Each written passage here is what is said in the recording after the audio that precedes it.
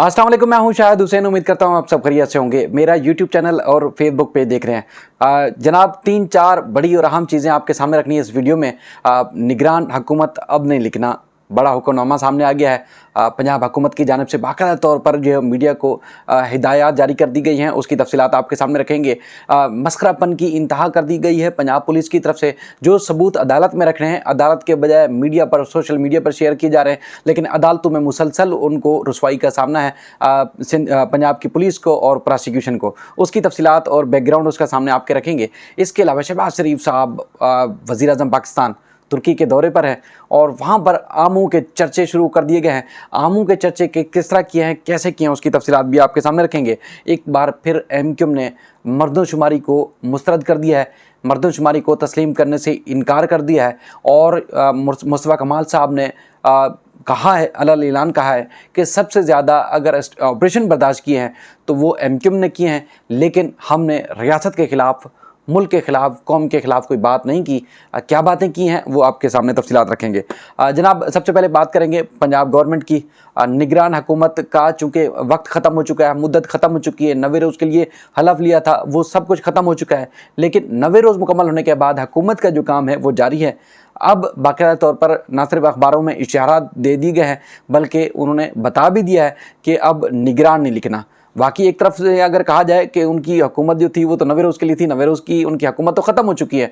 अब वाकई ही वो निगरान नहीं रहे, बल्कि एक जबराना तरीके से, एक जाबिर के तौर पर जो है वो हुकूमत की जा रही है, तो उसको आप निगरान तो कर नहीं सकते। उसको कानूनी तौर पर, आइनी तौर पर, असूली तौर पर तो हुकूमत ख़त्म हो चुकी है पंजाब की।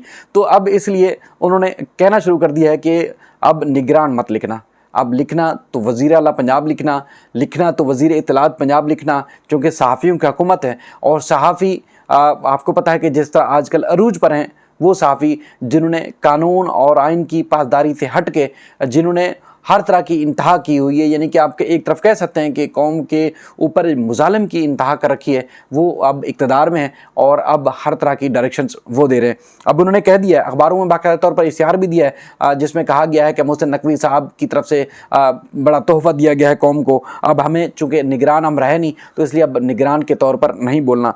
इसी तरह हमने देखा कि IG पंजाब की, आज मैंने खुद प्रेस कॉन्फ्रेंस देखी। वैसे अमूमी तौर पर उनकी जिस तरह की बातें होती हैं उसमें तो नज़र आ रहा होता है कि उन्होंने एक साइड ली हुई है और इंतहा को उन्होंने आवाम को खुडे लाइन लगाने की भरपूर किस्म की कोशिश की हुई है, और ना सिर्फ सहूलतकारी बल्कि भरपूर रगड़ा लगाने की भी उन्होंने कोशिश की है आपको पंजाब की पुलिस के। बल्कि पंजाब पुलिस की भी आप प्रेस कॉन्फ्रेंसेस देखेंगे या उसके बाद फिर सूबाई वज़रा हों या वफाकी हुकूमत के वज़रा हों, नून लीग के ख़ास तौर पर, उनकी तो ये कोशिश होती है कि दिन में 3-4 दफ़ा आपने प्रेस कॉन्फ्रेंस करनी है और 9 मई का तज़किरा ज़रूर करना है। इसके अलावा फिर और भी लूले लंगड़े, अरे गरे, नत्थू खैरों की भी प्रेस कॉन्फ्रेंस होती है, यानी कि आप दिन तकरीबन 11-12 बजे से शुरू होती है और रात तक इसी तरह की आपको प्रेस कॉन्फ्रेंसेस नज़र आती हैं जिसमें भरपूर किस्म की मजम्मत की जाती हैं।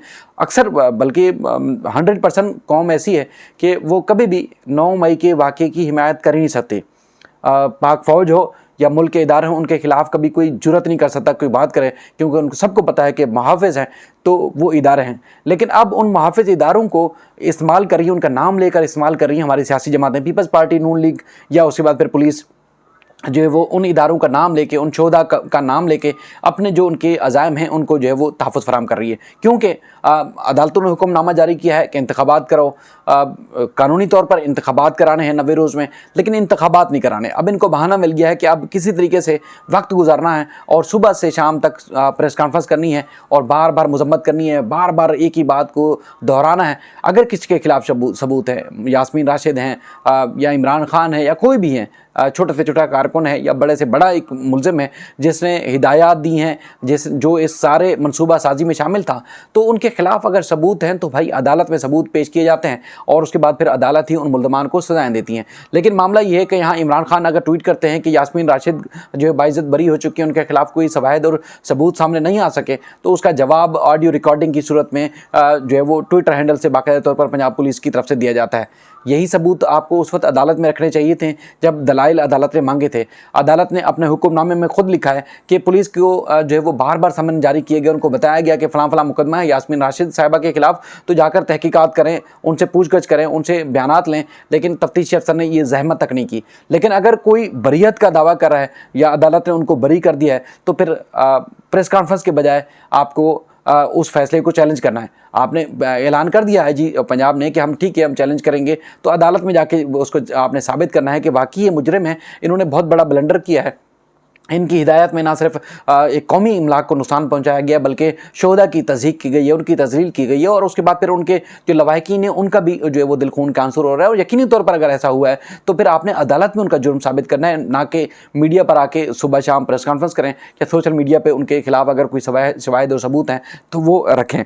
बहरहाल एक इंतहा की मस्करेपन की जो है वो इंतहा की गई है। बहरहाल ये कहा गया यास्मीन राशिद साहिबा के हवाले से कि उनके खिलाफ जो शवाहिद और सबूत हैं अदालत ने उनको बरी किया, उस फैसले को अगले फोरम पर जो है वो चैलेंज किया जाएगा। यकीनी तौर पर चैलेंज करना चाहिए, अगर कोई सबूत हैं तो आपको अदालत के सामने रखने चाहिए। दूसरा, अगर मोदी किसी भी दौरे पर जाता है तो हमारा मीडिया जो है मोदी की ब्लंडर्स को जो बढ़ा चढ़ाकर और मोदी को इस तरह रखता है कि जैसे मोदी जो है वो ना उसको अखलाकियात हैं, ना ही उसको कोई सफारती आदाब का पता है, और ना ही जो वो किसी भी बैन अवी ताकत से मिलने की ताकत रखता है, या उसको सलीका ही नहीं मिलने का। जैसे कई वीडियोज़ हैं, ख़ासतौर पर आपने जो रूस के सदर थे व्लादिमीर पुतिन साहब, उसके हवाले से भी आपने देखा था कि पुतिन से मुलाकात के दौरान किस तरह गले मिलने की कोशिश कर रहे थे। इसके अलावा और भी कई ऐसी जगह हैं जहां पर आपने हमारे मीडिया पर देखा होगा कि मोदी जो है उसको आदाब नहीं है, सफारती आदाब से और वो बिल्कुल वाकिफ़ नहीं है। इसी तरह की और भी चीज़ें। लेकिन यहाँ पर हमारे जो वज़ीर आज़म हैं शहबाज शरीफ, उनका दुनिया तो मजाक उड़ा रही है, लेकिन पाकिस्तानी मीडिया खामोश है इस मामले में। वो बता नहीं रहा कि शहबाज शरीफ जहाँ पर आपको पाकिस्तान की कौम की मुल्क की एक आला सतह पर नुमाइंदगी का मौका मिला है तो आपको उस अंदाज से नुमाइंदगी करना चाहिए थी। लेकिन वहाँ क्या आप जाकर तज़किरा कर रहे हैं जिस मुल्क में उनके वज़ीर आज़म ने, यानी कि उनके सदर ने तैयब एर्दोआन साहब ने जो वो 1 महीने के बाद 2 इलेक्शन में वो बार बार जीते हैं, और भारी अक्सरियत के बाद तकरीबन मुसलसल वो जीतते हुए आ रहे हैं, और 20 साल से, बल्कि अब 20 साल को भी छोड़ें, 30 साल से मुसलसल वो इंतखाबात जीतते हुए आ रहे हैं। उनसे आप मिलने के लिए गए हैं और आपको क्या उनको जाके बता रहे हैं, जी मैं पाकिस्तान से आपके लिए आम लेके आया हूँ, बड़े अच्छे आम हैं, बहुत मीठे आम हैं, आधे आपके लिए हैं और आधे आपकी जो हमारी बहन है उनके लिए आम मैं लाया हूँ। तो अब वो बड़े हैरान कुन अंदाज से देख भी रहे थे कि शहबाज शरीफ साहब इतनी बड़ी मुल्क से, यानी कि पाकिस्तान पूरी दुनिया में मुस्लिम ममालिक में बड़ा माना जाता है, एटमी ताकत है, भरपूर हमारी सलाहियत हैं। यानी कि अगर आपने देखा सिविल एविएशन को, तो सिविल एविएशन ने ना सिर्फ सऊदी अरब बल्कि दुबई की और कई ऐसे ममालिक हैं जहाँ पर उनकी जो एविएशन हैं उनको खड़ा किया है, बाकायदा तौर पर उनको ट्रेनिंग दी, उनको सिखाया। आज हमारी PIA या हमारी एविएशन जो है उसकी सूरत हाल डाउन हो चुकी है, और पाकिस्तान के बरक्स अगर देखा जाए दुबई की, सऊदी अरब की और कई ऐसे ममालिक हैं जहाँ उनकी एविएशन जो है वो दुनिया में मानी जानी पहचानी एविएशन हैं, और उनके जो इसी तरह जो उनका जो जहाज़ों का निज़ाम है वो कौमी उनकी एयरलाइन के तौर पर माना जाता है। लेकिन पाकिस्तान में जो सूरत हाल है वो इंतहाई अबतर हो चुकी है। इसी तरह शहबाज शरीफ है, वहाँ पर जब उन्होंने दौरे पर जाते हैं, उनको मुबारकबाद पेश करते हैं तो तज़किरा क्या करते हैं, जी आम का, मैं आपके लिए आम लाया हूँ। और 1 दफ़ा नहीं, 2 दफ़ा नहीं, 3-4 दफ़ा गले मिलने की कोशिश की। अब वो खड़े रहे, क्योंकि इनकी पाकिस्तान से तो खबरें तो जाती रहती हैं कि एक वो शख्स जो अपने मुल्क की आवाम की राय को दबा रहा है, अपने अदालती और अपने कानून के फैसलों को दबा रहा है, उसकी एक नहीं उस पर अमल दरामद कर रहा। और वो मुल्क जहाँ पर कानून की अमलदारी है, आवाम की जज्बात को जो है वो तरजीह दी जाती है, उनके ख्यालात को तरजीह दी जाती है, आवाम का ख्याल रखा जाता है, हर लिहाज से आवाम को जो है वो रोंदा नहीं जाता, उनके जज्बात को नहीं रोंदा जाता, उनके जज्बात का हमेशा ख्याल रखा जाता है, और उनकी पूरी दुनिया में एक तुर्कश आवाम का मकाम माना जाता है। लेकिन एक तरफ पाकिस्तान है कि पाकिस्तान की आवाम को दबाने से अलावा हमारे जो सियासतदान हैं उनको यानी कि फुर्सत नहीं मिलती, सिर्फ अपनी जो है इक़्तिदार में रहना है।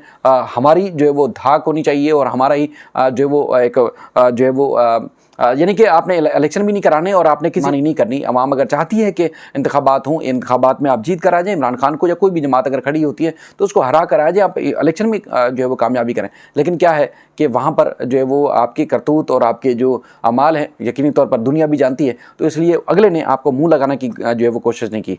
तैयब एर्दोआन से मिलने की बार बार आप कोशिश करें, लेकिन वो मुँह तक नहीं लगा रहे। लेकिन तर्जुमान ने उनको समझाने की कोशिश की, बताने की कोशिश की, देखें जी शहबाज शरीफ साहब आपके लिए आम लेके आए, और आमों के लिए आप जो है उनके लिए उन्होंने आपको गुड कहा, ज़बरदस्त, चले जान छूटे। और दूसरी तरफ मरीम औरंगज़ेब साहिबा हैं, वो जिसके आदाब और अखलाकियात होती हैं तैयब अर्दवान साहब की अहलिया के सामने जो है वो उनका हाथ दोनों हाथों से पकड़े खड़ी हुई और तस्वीर में हमने देखा कि उनकी जो बेबसी थी या उनका एक गुस्सापन था वो अयां था, वो देख रही थी कि क्या हो रहा था। तो बहरहाल ये हमारे सफ़ारती आदाब हैं और हमारे अखलाकियात हैं। उम्मीद है कि मामला बेहतर होंगे, इंशाल्लाह ज़रूर बेहतर होंगे। और दूसरा ये है कि ख़ासतौर पर एमक्यूएम की तरफ से आज एक बड़ी प्रेस कॉन्फ्रेंस की गई है और उनकी तरफ से ऐलान किया गया है कि देखें जी, मरदमशुमारी के हवाले से जो अदाद-ओ-शुमार दिए गए थे उसको तस्लीम नहीं किया गया और ना जो है वो डिजिटल मरदमशुमारी के हवाले से जो डेटा था वो लिया गया है, इसलिए मरदमशुमारी को बाकायदा तौर पर मुस्तरद कर दिया गया है। और इस बात का उन्होंने ऐलान किया है कि अब किसी सूरत भी मरदमशुमारी के जो नताइज हैं उसको हम तस्लीम नहीं करते, क्योंकि मरदमशुमारी के नताइज जिस तरह आबादी है उस लिहाज से जो है वो नहीं मरतब किए गए। उनसे सवालात किए गए, ख़ासतौर पर जिस तरह इमरान खान साहब का रवैया रहा है, तो उस हवाले से उन्होंने बाकायदा तौर पर मुस्तफ़ा कमाल साहब ने उनको तनकीद का निशाना बनाते हुए कहा है कि 15 सालों तक जो है कराची को पानी से महरूम रखा जा रहा है। तो क्या ये इस्टेब्लिशमेंट कर रही है? यकीनी तौर पर एक सूबाई हुकूमत की जिम्मेदारी है। सूबाई हुकूमत जो है वो कराची के अवाम को या सिंध के शहरी अवाम को अगर हकूक़ नहीं दे रही तो ये सूबाई हुकूमत इसकी जिम्मेदार है। इस्टेब्लिशमेंट को आप डायरेक्ट कैसे जिम्मेदार करार दे सकते हैं? और दूसरा, मुस्तफ़ा कमाल साहब का ये भी कहना है कि हमने सबसे ज़्यादा जो है इस्टेब्लिशमेंट के जो है वो ऑपरेशन जो थे उसको हमने झीला है, लेकिन कभी भी हमने रियासत के ख़िलाफ़ या रियासत के इदारों के ख़िलाफ़ कभी नहीं काम किया और ना ही हमने कभी उनको जो है वो बोला है। उनका कहना है कि 6% वोट लेने वाली जो पीपल्स पार्टी है इस शहर की, उन्होंने कोई मैंडेट नहीं लिया, लेकिन अब वो ख्वाब देख रही है कि अब यहाँ उनका मेयर होगा और यहाँ उनका जो है वो सब कुछ होगा। तो बहरहाल मरदमशुमारी के जो नताइज थे उनको मुस्तरद किया है और उन्होंने कहा कि मरदमशुमारी दोबारा से की जाए और असर नौ जो है मरदमशुमारी होनी चाहिए, ताकि जिस लिहाज से कराची की आबादी है उस लिहाज से जो है कराची के जो वसाइल हैं, कराची की जो वसाइल हैं या जो दीगर वसाइल जो कराची के अवाम को मिलने चाहिए उसी तरह के उनको वसाइल दिए जाएँ। मरदमशुमारी के नताइज को न सिर्फ उन्होंने मुस्तरद किया बल्कि डॉक्टर फारूक सत्तार भी उनके साथ मौजूद थे और उन्होंने भी जो है मुख्तलिफ फैक्ट्स जो है वो मीडिया के सामने रखे हैं, जिसमें बताया गया है कि जो सिंध के मुख्तलिफ अज़ला हैं उनकी आबादी में 20 से 25% इजाफा हुआ है और कराची की जो आबादी है उसमें 20 से 25% इजाफा तक नहीं हो सका है। यानी कि जो 7 अप्रैल को जो आबादी दिखाई गई थी वो 98% जो है वो नहीं गिनी थी और बताया गया था कि तकरीबन उस वक्त कराची की जो आबादी है 1,33,00,000 है। उसके बाद जब हमने प्रेस कॉन्फ्रेंसेस की और उसके बाद फिर बार बार जो है वो बावर कराने की कोशिश की गई कि डंडी मारी जा रही है, मरदमशुमारी सही अंदाज से हो नहीं रही, तो फिर अगर की है तो फिर उसके बाद फिर 70 लाख या उसके लगभग कुछ और आबादी को बढ़ाया तो गया है, लेकिन सही मानूँ में अब भी मरदमशुमारी नहीं हुई। 3 करोड़ से ज़्यादा आबादी वाले शहर को अब 2.25 करोड़ गिन रहे हैं, तो फिर किस तरह उसकी वसाइल की तकसीम होगी। मज़ीद इस सिलसिले में जो भी अपडेट्स होंगी आपके सामने रखेंगे। अपना ख्याल रखिएगा। अल्लाह हाफ़िज़।